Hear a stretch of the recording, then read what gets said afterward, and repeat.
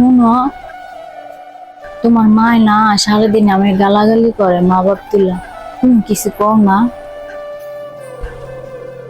আরে বোকা, মাই তো আছে মুরব্বী মানুষ।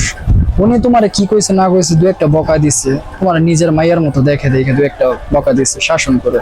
এটা তো খারাপ কিছু না। আর এটা তুমি এখন আমার কাছে এসে নালিশ দিতেছো। নিজের মেয়ে ভাবে দেখে দেখে তো দেখো না, সারাদিন আমার কাম করায় আর নিজের মেয়ের খাটের উপর বসায় রাখে।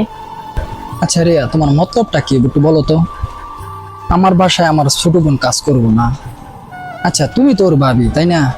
তোমার কাছে কি ভালো লাগবে ও কাজ করবো, তুমি কি বসে থাকতে পারবা? পারবা না। তো ও ছোট মানুষ, ও পরের বাড়িতে গিয়ে তো কাজ করবোই। এখন তুমি আসছো, তুমি করো না। বুঝছি, এবার সে আমার কষ্ট বোঝার মতো কেউ নাই। রায় তো অনেক হইছে।